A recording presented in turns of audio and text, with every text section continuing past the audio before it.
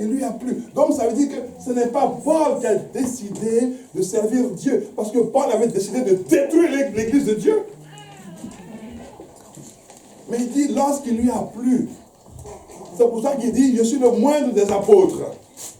Est-ce que vous vous rendez compte? C'est ça qui amène Paul a dit qu'il est le moindre des apôtres. Donc quand tu te regardes, il faut te dire que lorsqu'il lui a plu de ce qu'aujourd'hui ou demain tu puisses le servir, c'est qu'il t'honore. C'est qu'il t'honore. Il dit, il m'a honoré de son appel. Il m'a honoré. Est-ce que vous vous rendez compte? L'honneur qu'il fait à Paul. Paul qui était un blasphémateur, Paul qui était un destructeur, Paul qui voulait détruire toute l'église de Jésus-Christ. Lorsqu'il lui a plu, oui, à toi qui étais un menteur, à toi qui étais un coureur de femmes, à toi qui étais femme qui aimait avorter, à toi qui aimait homme qui faisait avorter les femmes, lorsqu'il a regardé, il a fait toute cette analyse-là. Il a tout analysé, et puis il a dit, malgré tout ce qu'il a fait ou ce qu'elle a fait, Dieu fait cette personne-là mon choix. Vous voyez? Quels sont les critères sur lesquels il s'est basé? Sur son amour. C'est ça la grâce. Il n'a pas regardé, parce que ce qui était en face de lui, ce que Satan lui montrait, Satan lui disait, comment tu peux prendre une telle personne, regarde tout ce qu'elle raconte depuis sur les chrétiens, depuis qu'elle parle. Il dit, oui, je sais ce qu'elle raconte, je sais ce qu'il raconte, mais c'est parce qu'elle raconte que je veux faire de lui ou d'elle mon serviteur, ma servante. Et la bouche de Satan, paf, c'est fermé. Il dit, mais je ne peux pas comprendre ce Dieu-là, parce que son amour même me dépasse. Oui, c'est pas possible. Comment il peut aimer? Il dit, à la fin, vous voyez, il dit, afin que je l'annonçasse parmi les païens. Quelle considération. Regardez un petit peu la considération. Vous ne la voyez pas, mais je vais vous la sortir. Il dit, parmi les païens. Ça veut dire quoi? Ça veut dire que Paul n'était pas appelé à servir dans un lieu fermé. Pierre devait servir les Juifs. Paul était appelé à aller à l'extérieur. Et l'extérieur était un extérieur païen. Donc vous voyez quelqu'un qui est mauvais, comment Dieu lui-même lui ouvre le monde entier. Est-ce que vous voyez maintenant? Ouais. C'est-à-dire, pendant qu'on dit, toi tu es mauvaise, tu es mauvais, tu n'es rien, tu ne vaux rien. Dieu dit, c'est pas grave, elle n'est rien, elle ne vaut rien. Mais moi, Dieu, j'ai décidé que c'est cette personne qui ne vaut rien, qui ne sait rien, qui est maladroite en tout, mais je vais lui ouvrir le monde. Vous voyez? Pierre, lui, là pour être avec les Juifs. Mais Paul, il devait sortir maintenant d'Israël pour aller vers les païens. C'est pour ça qu'il est celui qui a le plus voyagé parmi tous les apôtres. Vous voyez? C'est pour ça qu'il s'est senti honoré. Il avait plaisir à servir Dieu. Mais en ayant ce plaisir de servir Dieu, Dieu nous ferait davantage de portes. Mais comment toi tu veux progresser avec Dieu si tu ne te soumets pas d'abord aux moindres choses de Dieu, à la moindre contradiction, à la moindre soumission, à la moindre obéissance? Comment tu veux que Dieu te donne les grandes choses?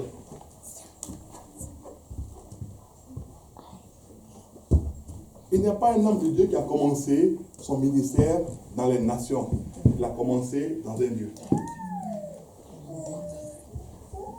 Il a commencé à prêcher dans un lieu. Il n'y avait peut-être pas beaucoup de gens, mais il prêchait toujours. Et il prêchait toujours. Mais il prêchait toujours. Mais il prêchait toujours. Et c'est là que Dieu voit sa fidélité. Dieu dit, bon, je suis fatigué de toi ici.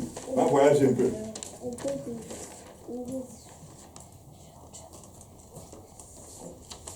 Et aujourd'hui, tous ceux qui commencent le ministère, ils veulent déjà voyager. Il n'y a même pas 3 personnes dans l'église. Hein. Lui, il veut maintenant qu'il met sur sa carte prophète des nations. Waouh! Apôtre des nations, waouh, ça n'existe pas. Bibliquement, ça n'existe pas. Il y a un seul mot qui existe, prophète des nations. Apôtre des nations, ça n'existe pas. Les bishops, archibishops, les bishops, les quadrishops, et puis après on va avoir les boutiques là. Ça n'existe pas aussi. Bishop là, c'est le comptable de l'église. C'est pas un prédicateur. Maintenant, nous les pasteurs, non. Vous m'appelez bishop. À partir d'aujourd'hui, appelez-moi bishop. N'importe quoi. Tu as compris quoi? Oui. Il dit quand il a plu à celui-là. Donc vous voyez, il est en train de nous dire qu'il a plu à Dieu de le positionner. En le positionnant, et il nous continue à nous dire, allons dans Philippiens. Il faut que nous marchions d'une manière qui puisse plaire à Dieu. Philippiens 1, 27.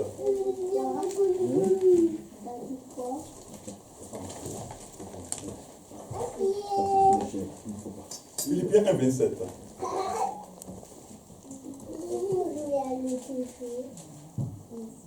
Il dit ceci, seulement conduisez-vous d'une manière quoi? De quoi? Dites-moi, est-ce qu'un ministre de la République française fait n'importe quoi? Bon, pourquoi est-ce que les chrétiens, ceux qui sont appelés, les gens, ceux qui sont appelés à servir Dieu, ils font n'importe quoi?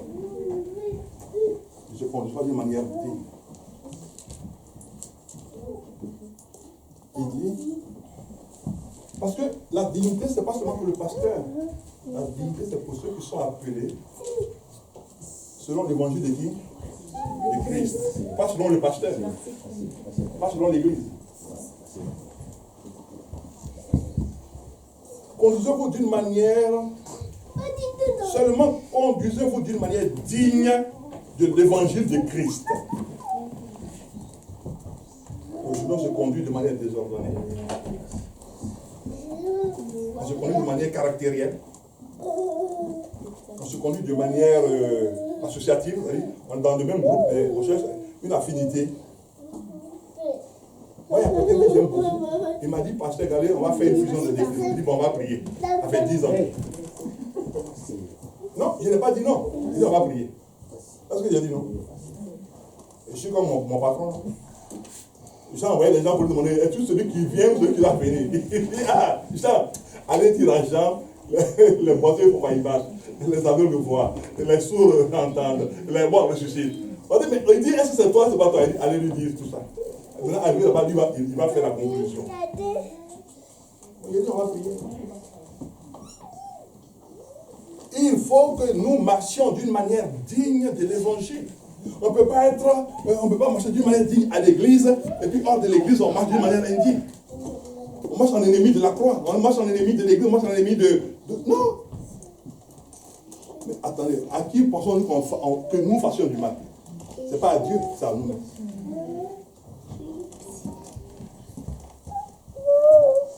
Trouvez-moi une mère, une femme ou un homme. Ils se marient, et puis ils font un enfant, et puis dans leur projet immédiat, et puis leur projet important, ils disent non, nous on va se marier, et puis on va faire un enfant, on veut que tu sois un gangster. Ça n'existe pas. Ils vont donner tous les conseils sages et d'usage à leur enfant. L'enfant se comportera autrement. Quelqu'un va se comporter autrement. Les personnes qui vont souffrir, ce sont ses parents. Mais là, il dit de marcher de manière digne. Pour ne pas que toi, tu aies à souffrir. Pour ne pas que toi, tu aies à poser un acte qui puisse t'amener à être rejeté, à être disqualifié, à faire que tu n'aies point couru en vain. Oui. Dans la maison de Dieu, il y a des règles. Il y a une règle de conduite. La sainteté convient à sa maison. La sainteté.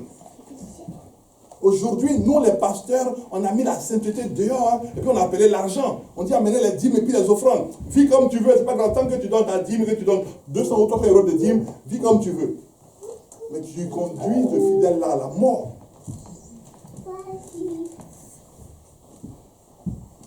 Et on va te sortir des prédications, des enseignements de prospérité, alors que la Bible n'est pas une Bible de prospérité, elle est une Bible de la vie éternelle, pas de la prospérité.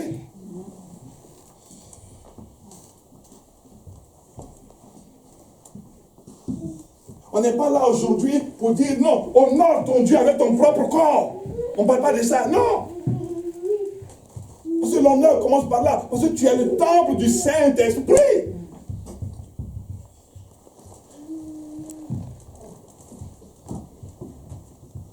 Merci Seigneur. Dieu me montre une image qui est descendu un jour, est sorti de sa maison. C'est fort dans cette image. Il descend de sa maison, et puis il va dehors, puis il prend un sac de poubelle, et puis il vient, il verse dans sa maison. Qui fait ça?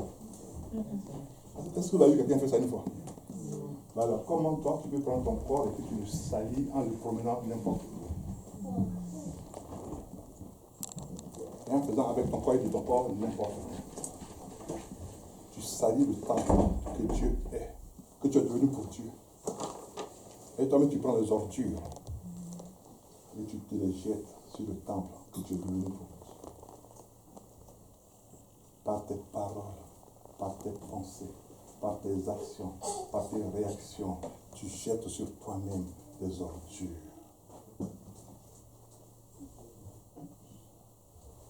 Par tes paroles, par tes actions, par tes réactions, tu jettes sur toi-même des ordures. Et après tu dis, mais pourquoi ma vie n'avance pas? Je croyais, merci Seigneur, je croyais qu'on balayait la maison et la saleté, on la cachait. Et c'est pour cela que Dieu nous a inspirés, nous les hommes, de créer, de faire des sacs poubelles, c'est-à-dire des sacs où on met tous les déchets qu'on ne veut pas voir. Ce sont nos déchets, on ne veut pas les voir. Mais celui qui a acheté ça au magasin, puis on amène ça à la maison, et après on ne veut pas voir. Alors pourquoi on ne veut pas voir ces choses-là? Et puis on fait des choses pour salir le temple que nous sommes. La salissure tue la présence de Dieu. Donc ça fait que Dieu sort de ta vie. Ça fait que le diable se prend plaisir à... Non! Où est l'honneur que tu as pour te servir Dieu? Où tu dis que tu vas toujours à l'église? Mais non. Si ça va se faire chez toi. Non, ça c'est pour avoir ce genre de vie. Reste chez toi, c'est mieux. Pour ta propre vie. L'honneur de le servir. L'honneur. Être honoré de servir Dieu. Être honoré. Être appelé. Dieu dit, lève-toi plus, serre-moi. C'est un honneur. C'est un honneur. C'est un honneur. On va aller vers la fin de notre message. Il dit ceci dans Romains 12, verset 11. Ayez du zèle et non de la paresse. Soyez fervents d'esprit. Et puis servez qui? Le Seigneur. Le zèle, c'est l'empressement. C'est le plaisir à servir Dieu. Combien de fois tu as eu plaisir à servir Dieu? Combien de fois tu as eu plaisir à servir Dieu? Quel est cet empressement que tu as pour servir Dieu? Quelles sont les réflexions que tu poses pour voir que ce que tu es en train de faire puisse évoluer? C'est ça le zèle. Le zèle, c'est je m'assois, Seigneur, je prie. Révèle-moi comment je peux faire pour que ce à quoi tu m'as appelé, je puisse exceller dedans. Est-ce que tu as ce zèle-là? Exceller, c'est ça le zèle. Je veux exceller, je ne veux pas être paresseux, je veux être fervent. La Bible parle de diligence, pas de négligence. Tu m'as honoré en m'appelant. Donc, Seigneur, je veux, Seigneur, te servir avec tout mon être, avec toute ma maison. Et après, on se dit, ouais, mais moi je prie et puis je ne vois pas Dieu à l'œuvre. Mais tu ne te sens même pas honoré de ce que Dieu te parle.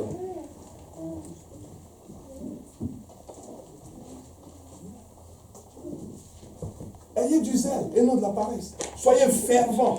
Fervent veut dire, ayez toujours à l'esprit l'œuvre de Dieu. C'est ça la ferveur. Être fervent. Quelqu'un qui est toujours en train de penser comment faire. Aujourd'hui, on a fait telle chose. La fois dernière, le vendredi dernier, on a fait la première Veillée de louange et d'adoration. Mais maintenant, maman est en train de réfléchir comment on fait la prochaine veillée de louange et de voir avec la servante de Dieu. Donc voici comment on doit fonctionner. On a fait une première fois. Bon, on a vu ce qui va, ce qui ne va pas. On doit maintenant voir si on doit avoir une salle plus grande. Voici la réflexion qui doit nous animer. Et dans cette ferveur, Dieu voit qu'ils sont en train de chercher les voies et moyens pour me glorifier. Alors moi, Dieu, je me manifeste. Mais on ne doit pas être des statiques, des attentistes. Non. Non. Non. Non. C'est ça le zèle. Le zèle, c'est le désir de se dépasser pour Dieu. Qu'est-ce que je peux faire pour que mon Dieu soit toujours glorifié, pour que je sois toujours content? Qu'est-ce que je peux faire? Et qu'est-ce que je dois faire?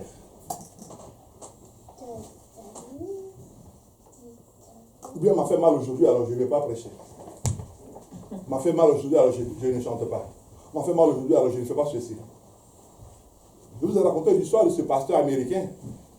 On me l'a dit il y a longtemps. Ce pasteur américain qui dit, chaque fois à l'église, les fidèles viennent vers 11h30. Parce qu'ils étaient tous à la télévision pour regarder un prédicateur. Alors le pasteur lui n'a rien dit. Chaque fois ils viennent à 11h, à partir de 11h30. Le pasteur n'a rien dit. Un dimanche, il n'est pas venu au culte. Il est resté chez lui à la maison. Quand ils ont fini le culte, les téléviseurs sont venus tous à l'église. Le pasteur n'était pas là. Ah, mais qu'est-ce qu'il y a le pasteur aujourd'hui? On ne le voit pas. Mais il est malade, il a eu un problème. Quand ils ont fini tout ce qu'ils avaient à faire à l'église, ils se sont tous amenés chez le pasteur. Quand ils sont arrivés, ils ont vu le pasteur en bonne santé. Et ils ont dit au pasteur, mais on n'a pas vu, il dit pourquoi? Il dit non, mais le prédicateur a dit, mais il est puissant. Il dit, mais le prédicateur a dit, mais il a fait comme vous, non? Moi, je passe toute ma semaine à préparer un message où vous regardez le prédicateur. Moi, aujourd'hui, je n'ai rien fait du tout, j'ai regardé le prédicateur. Le dimanche d'après, l'église était remplie. Vous voyez? Et ils pensaient qu'ils venaient à l'église pour le pasteur. Personne ne vient à l'église pour personne. Alléluia. Amen. C'est pour cela que l'apôtre Paul pouvait dire dans Acte 26, et on va vers la fin de notre message, parce que je veux que nous comprenions, vous et moi, Acte 26, verset 15. Il dit, je répondis, qui est Seigneur? Qui es-tu, Seigneur? Et le Seigneur dit, je suis Jésus que tu persécutes. Mais lève-toi et tiens-toi sur tes pieds, car je te suis apparu pour t'établir quoi? Pour t'établir quoi? Ministre. Vous voyez? Ministre et témoin de ces choses que tu as vues et de celles pour lesquelles je t'apparaîtrai. Vous voyez? Donc, il y a ce qu'on appelle le ministère. Vous voyez? C'est ça le service. Et le service de Dieu est important dans la maison de Dieu. Il faut que chacun d'entre vous se mette à sa place pour travailler et qu'il se sente honoré par Dieu par rapport à ce que Dieu veut faire dans sa vie. Il dit, c'est pour ça que je suis apparu pour t'établir ministre. Et dans Acte 6, le verset 4 dit ceci. Et nous continuerons à nous appliquer à la parole et à la prière et au ministère de la parole. Donc il y a le ministère de la parole. Il y a d'autres qui sont appliqués au ministère du chant. D'autres qui sont appliqués au ministère de l'aide. Quel que soit où Dieu te positionne, fais cela avec ferveur. Et non avec négligence, et non avec paresse. Parce que tu ne le fais pas pour le pasteur ou l'apôtre Galais, tu ne le fais pas, tu fais pour Dieu. C'est pas moi qui vais te donner la couronne de fin de vie, c'est lui. Amen. Amen. On va prier. Seigneur, merci pour ta grâce. Merci pour ton amour. Merci pour ta parole. Sois béni et sois loué. Je te suis reconnaissant parce que tu viens de m'enseigner moi-même que je dois prendre ton travail au sérieux et ne pas m'amuser avec. C'est vrai, les gens peuvent penser, ils peuvent dire ce qu'ils veulent dire. Mais tu dis que moi je dois faire ce que tu me demandes de faire. Et donc faire ce que les gens veulent que je fasse. Ou là où les gens veulent me conduire. Seigneur, si j'ai mal fait quelque chose une fois, je te demande pardon. Si j'ai dévié une fois, je te demande pardon, mais qu'il te plaise, Seigneur, de me ramener pour faire pleinement ce que tu veux que je fasse. Et là où tu veux me conduire, afin que, Seigneur, je ne puisse pas vivre en vain. Et que ma vie sur terre puisse te glorifier. Et que mon retour auprès de toi puisse être un retour joyeux et triomphant. C'est pour cela que ma joie est grande ce soir, ce matin, pour dire que je suis reconnaissant, oui, à ce que tu m'aies choisi pour te servir. Reçois toute la gloire et ma reconnaissance, mon Dieu, au nom de Jésus. Amen. Amen. Ok, nous allons passer à la Sainte Seine.